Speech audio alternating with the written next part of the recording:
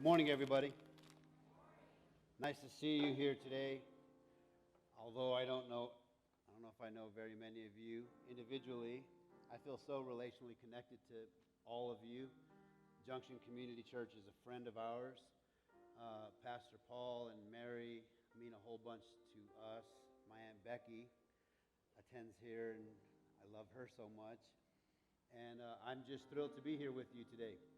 I'm thrilled to be a part of a church that allows me to do this every once in a while and to share in a church experience with you today.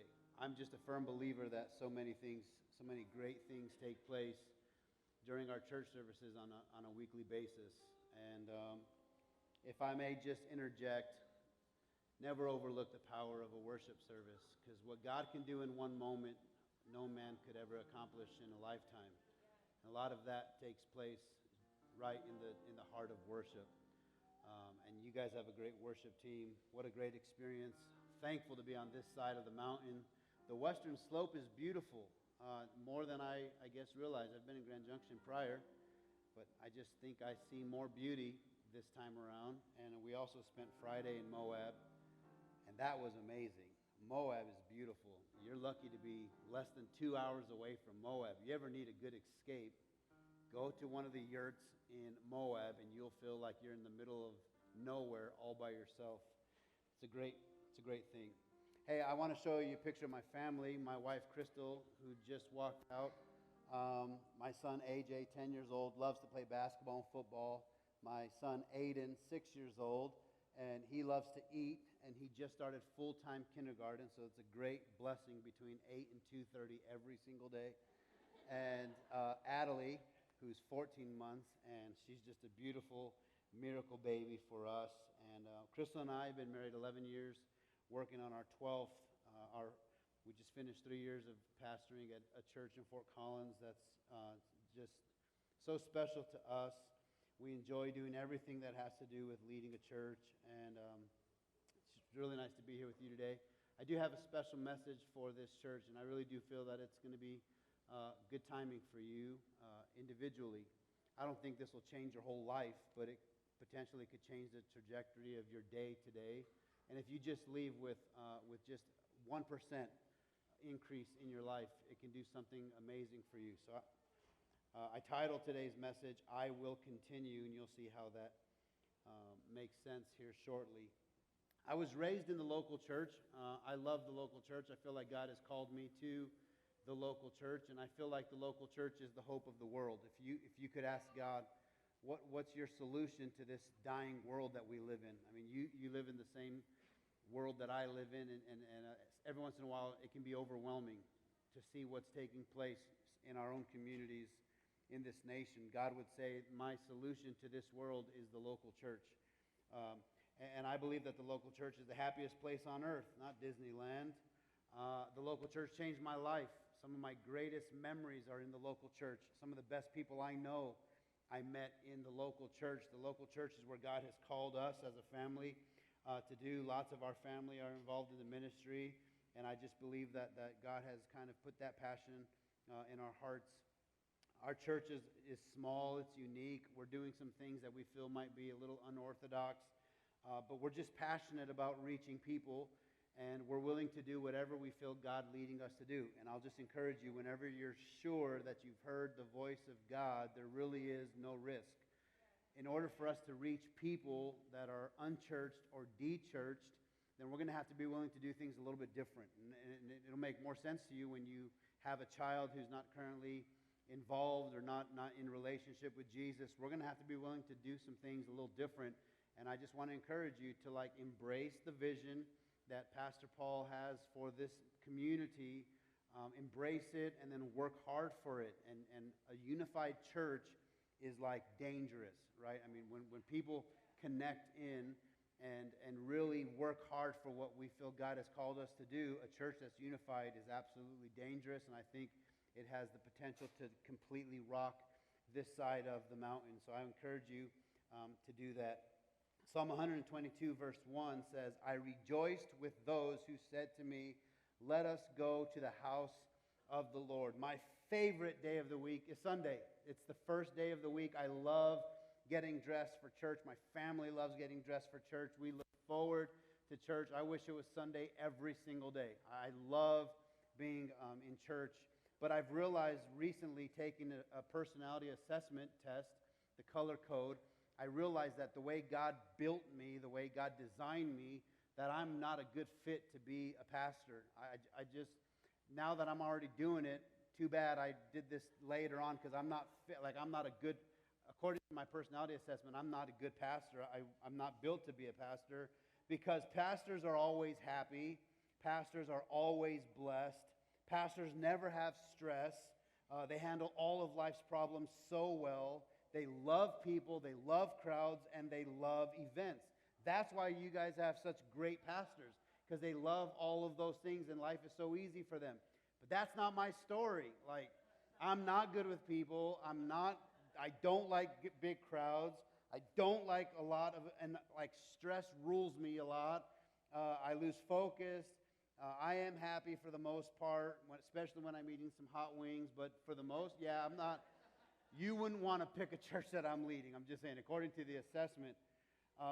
So I have to force myself to do things that good pastors do, like things that are natural for your pastor. I've got to force myself to do. I've got to go stand at the back door and smile at people and shake their hands for like 20 minutes and just look like I'm having a blast. But inside, I'm not having a blast. I'm not happy. I can't wait till you get out of this place so that I can get back to being alone and things like that. That's what the personality assessment said, and it was so true. Right? Just afraid that people are going to find these things out. We spend time with young couples in our church a lot because we just feel such a value in investing in young couples. We know the first 5 years of marriage is difficult. Actually, every year of marriage is difficult, but the first 5 are more difficult.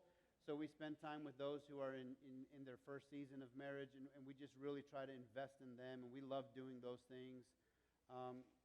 It's not necessarily my cup of tea, but I understand the value in that. And I think the best way to say all of this is that at some point you have to make a decision on choosing joy for your life. Like, you just have to make a decision to be joyful. And to be joyful or joy is very contagious. Try it.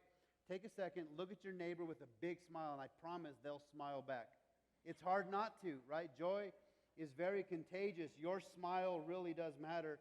Recently, the last 8 weeks of my life have been very different because I'm on this new health journey where I've made a decision that I'm going to get healthy again. And so for 8 weeks, I've been as consistent in the gym as I've ever been in my life. And I love it when someone who hasn't seen me in a long time says, "You look good. You look like you're losing some weight. You're carrying yourself differently." That makes me feel good, because it's hard to get. I'm at the gym every morning at 6 a.m. and that's not easy. But I've got a partner who's pushing me and encouraging me, and that makes all the difference in the world. In the spiritual side of things, it's amazing when you see someone who chooses joy and the smile on their face looks like they're spiritually fit. Like, you look at them and you're just like, how do you do that? Because I know you, and I know your life isn't all put together, but you are smiling and you're not faking like I have to do, right? Like, you really are, the smile is like lighting up the room. And I love to see that in people. That's what makes your church so special, is that your smile has the potential to change somebody's life in the moment. And a smile means everything. At our church, we've painted our front doors orange because we are just insistent that we are going to be a vibrant church. We are going to be joyful. We're going to have fun. We're going to win people for Jesus, and we're going to do it together like a team. But joy sounds so good and so fun until it is tested in the heat of the moment, right? Like, how does your joy fare in the middle of a battle with cancer? You can talk about a great, vibrant joy until you have this diagnosis, and then that choice is tested, right? How does your joy fare in that misunderstanding season of having teenagers? How's your joy fare there? How about when you don't get the job and you have so much hope in this new promotion or this new job that will change everything, because financially we've been a mess, but this new job will change all of that. And then it doesn't take place. How does your joy fare in that scenario? What about when your spouse is being unfaithful? How does your joy, your decision to be joyful, fare in that scenario? Or like when you have this friend who you've been linked up with for so long, and then your friend, your best friend turns on you. And then how hard is it to choose joy in those scenarios? In my case, like when someone leaves our church, I can't preach this at my church, but when someone leaves my church, I'll act like it doesn't really mean that much. Like, whatever, but down deep inside, it hurts. Especially when you are relationally connected to them, right? And then they tell you, hey, we actually found a better church in our same community. We're going there. And I'm like, God bless you. That's awesome. Maybe we'll try it too, but it hurts. It hurts. It hurts in places people don't see. How does joy fare up in your life when it comes to like the real part of your everyday living experience, right? So I guess we need to understand what joy really means. Joy, the definition of joy is joy is not a feeling, it is a focus. Joy is not a feeling. If it was based on feeling, we would have no joy. I mean, how do you feel, right? But joy is a focus. It's not a feeling. 2 Corinthians 6:10 says, our hearts ache, but we always have joy. We are poor, but we give spiritual riches to others. We own nothing, yet we have everything. See, in order to understand the power of this verse, you've got to know Paul, the writer of this book. Paul is this great apostle, right? The greatest missionary evangelist to ever walk, the earth besides Jesus. Like, Paul's everything. Paul's amazing. He's a great pastor too, right? Paul is writing this letter with lots of persecution, lots of abandonment issues. Like he's been mistreated, right? Here he is just giving himself for the sake of the gospel message, but in return he's being persecuted, imprisoned, stoned. I mean, just like everything that you can imagine being so terrible is happening to Paul. Yet, when it comes to putting the pen to the paper, this is what he writes. He says, my heart hurts. Let's just get this straight. My scenario isn't good. And for many of us today, we'd say, hey, yeah, me too. Like, things aren't working out the way I dreamed them to be. Like, I'm not where I thought I'd be 10 years ago. Financially, spiritually, emotionally, physically. There's a lot of things. Like, I'm the 9 o'clock service he talked about. Technical difficulties. Like, that's me. That's the kind of guy. I'm a 9 o'clock service where all the issues happen. And I'm not like the 10:30 service where it all just flows like perfectly, right? I've got issues. And Paul is saying, my heart hurts because of my current situation. Like, I'm in jail writing this stuff. I'm not welcomed by many people. But I made a choice a long time ago that I'm going to always have joy. That's the part we don't kind of include. We love this, we like connecting to that, but we don't make this connection. And I want to encourage you today, we need to make that connection as well. Regardless of where you are circumstantially, wherever you are emotionally, spiritually, physically, wherever, let's make a decision today that no matter what, we're always going to have joy. We are always going to have joy because we have Jesus, right? And Paul says, my heart hurts, but I have joy. I'm poor, but I give everything I have away. Financially, I have nothing. I've got no materials. I've got no home. I've got nothing to my name. But everything I have, which is Jesus, I am giving to everybody. Regardless of the danger, regardless of my feelings, regardless of what's happening, I am living out the joy that is inside of me. I think a lot of us would be better off if we would say, you know what, regardless of how I feel, I am going to represent Jesus the best that I can in everything that I do, in everything that I say, everything that I purchase, everywhere that I go, I'm going to represent Jesus the best that I possibly can. That's a great way to start, right? We own nothing, yet we have everything. Like Paul understood, in the physical, I've got nothing, but in the spiritual, I've got everything. And I'll tell you this, you may not have much, but if you have Jesus, my friend, you have everything. And you got to live like you have everything. What a confidence that you can live with, knowing I've got nothing, but I've got Jesus. That means I've got everything. I've got everything.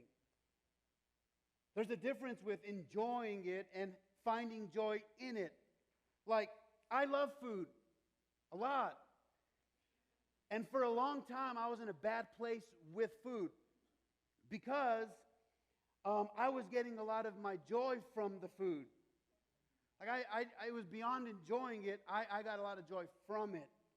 I enjoy sex. I'm a married man. Those of you who are married, I enjoy it. But but I don't get my joy from it, because during those seasons when it's not happening, whether because of sickness or travel or whatever, that's why I don't have to go and find somebody else or go get something on a computer screen, because my joy doesn't come from it. I enjoy it, but it doesn't come from it.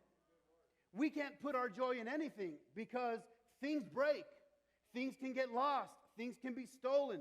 Things rust. Things, they can be taken from you. You put your joy in something, you're going to be devastated in the end.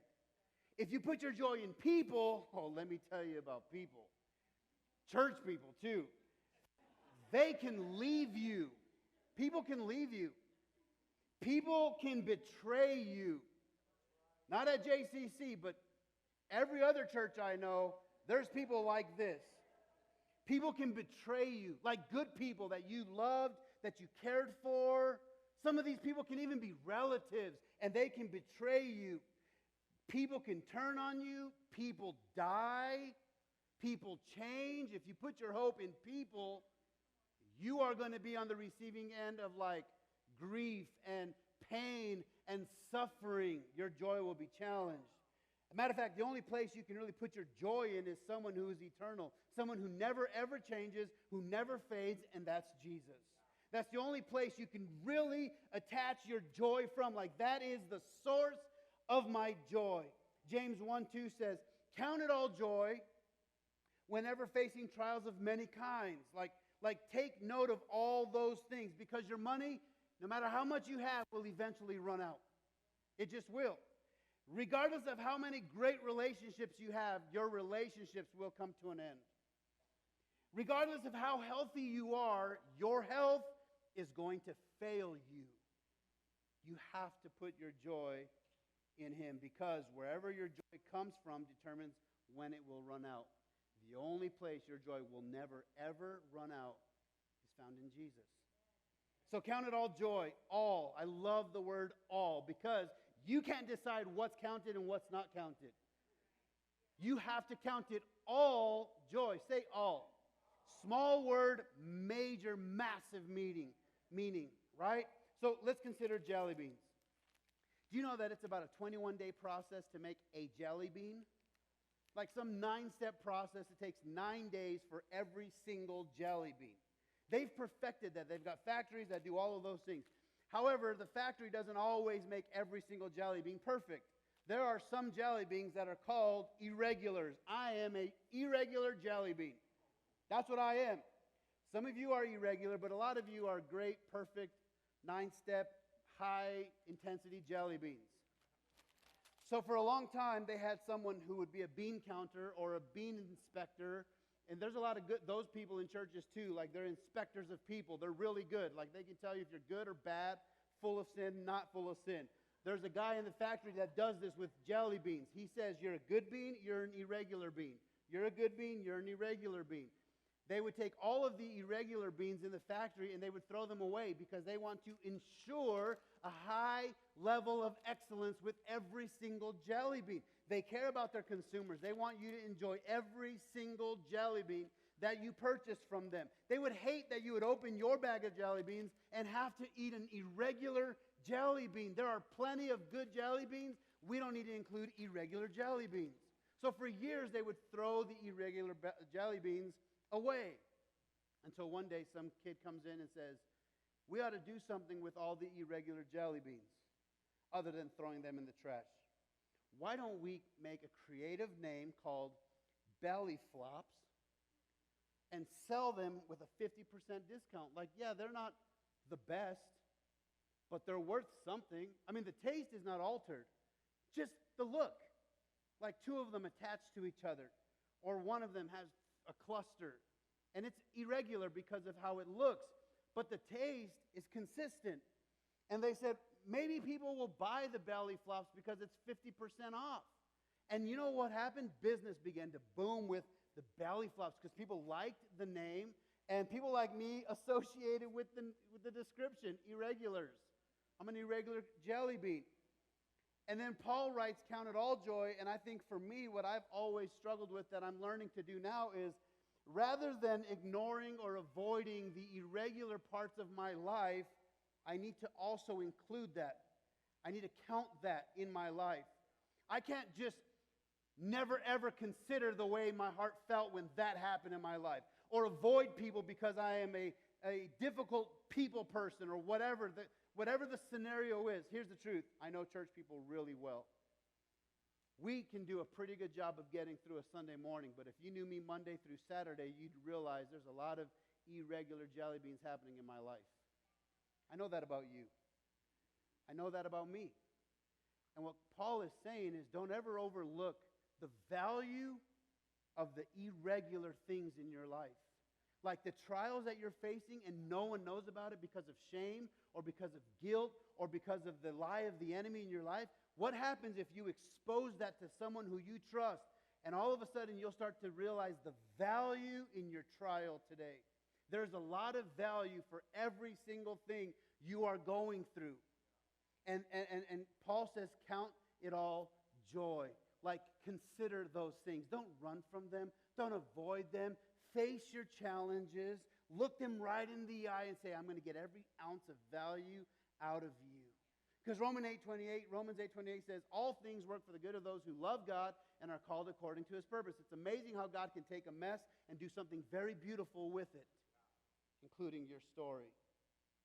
Philippians 1:18 says, but what does it matter? The important thing is this, that in every way, whether from false motives or true, Christ is preached. Which I say, that means purpose. Like, no matter what, my purpose is always in the forefront of my thinking. Regardless of what's taking place in my life, I've made a decision to be joyful, to live vibrantly, and to live out my purpose. And if you ever are wondering, how can I live the greatest, the greatest life? What is the most fulfilling life out there for me? Discover why God created you and then start doing it. There is no greater fulfillment on the face of the planet. Know why God created you. God, why did you create me?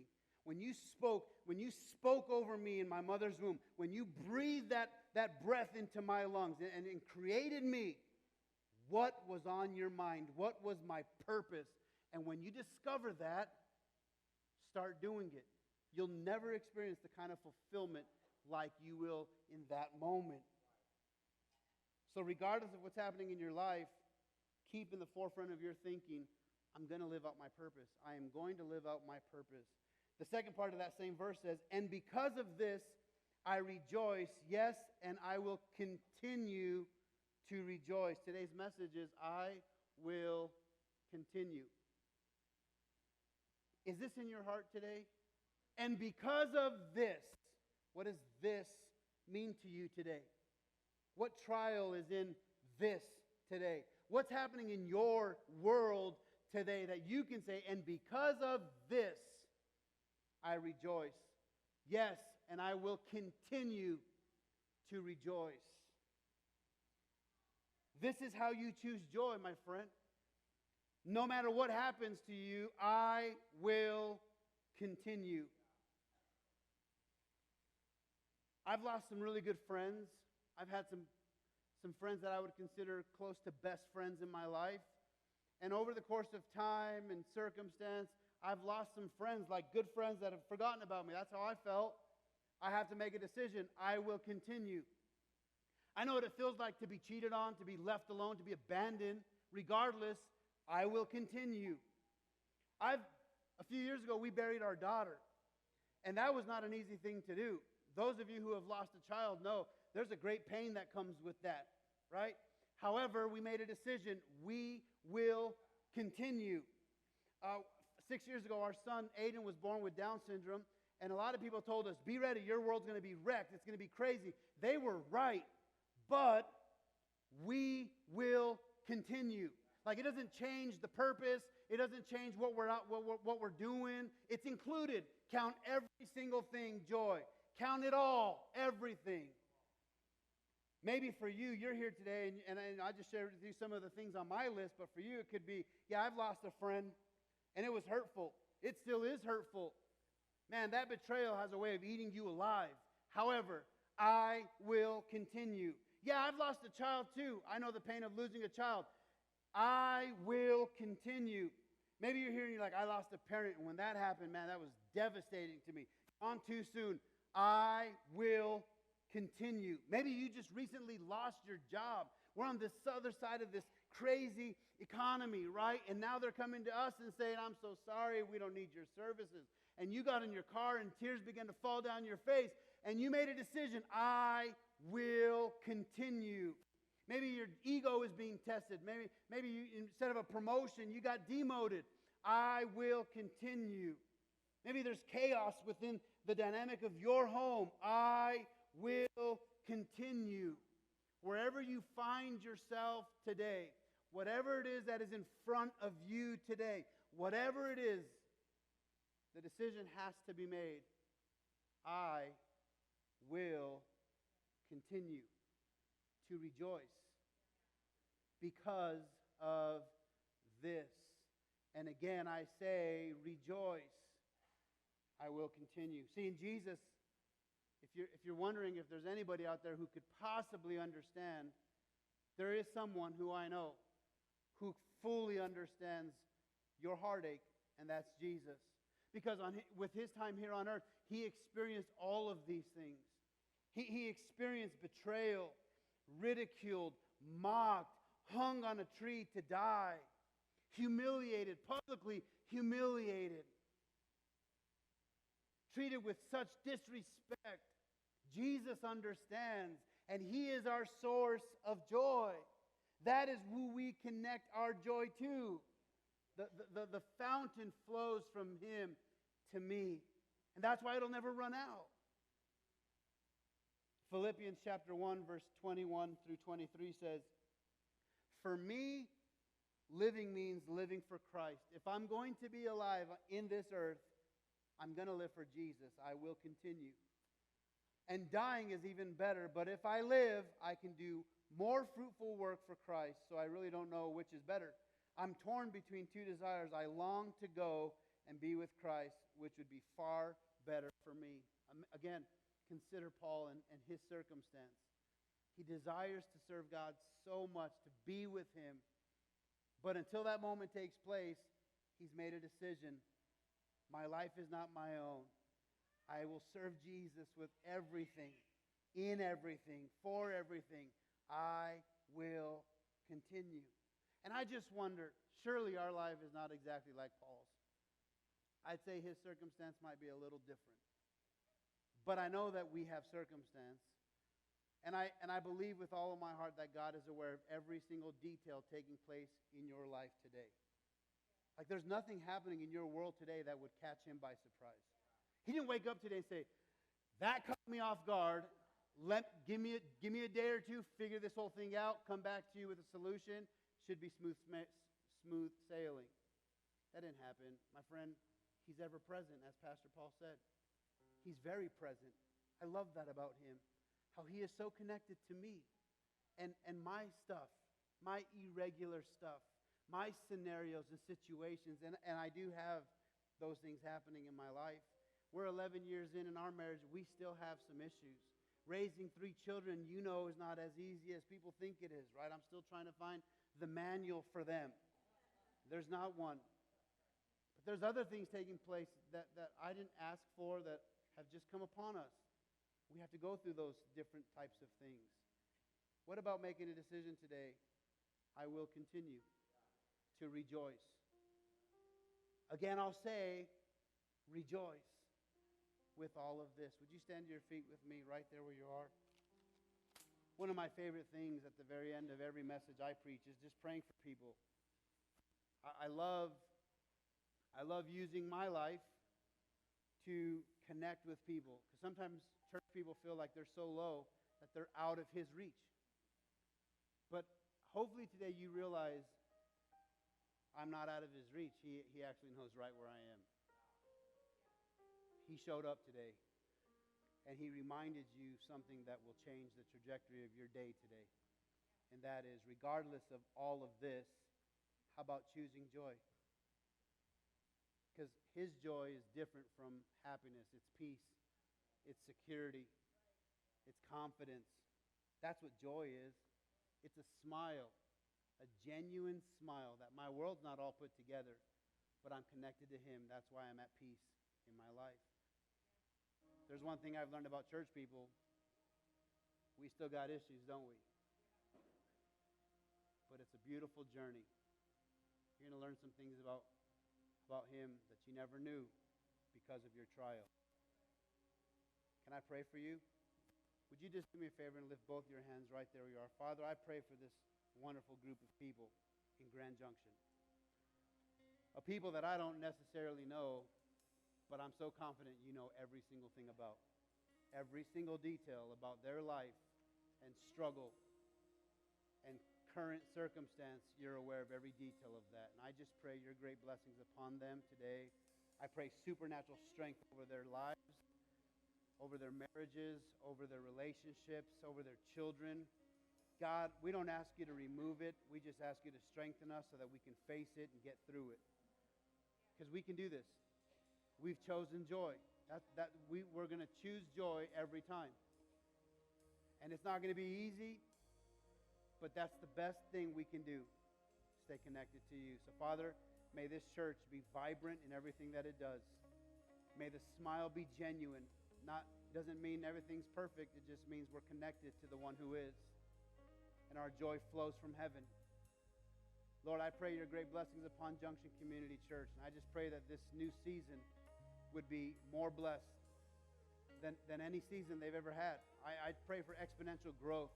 I pray, God, for leaders to come into this place, to embrace the vision, to connect to the vision, to work hard for the vision. Lord, I pray, God, that you would just do amazing things, God, that you would go far beyond the dream of this house, that you would exceed all expectations, God, in this house and in every home represented, Father. I pray blessings financially over every person who calls this church home, Father, that this house would be blessed. I pray for a generous spirit, God. I pray for a welcoming spirit, God. I pray for a team spirit, God. And more than anything, may we live vibrantly through all of our circumstances. In Jesus' name we pray, and together everybody said, amen.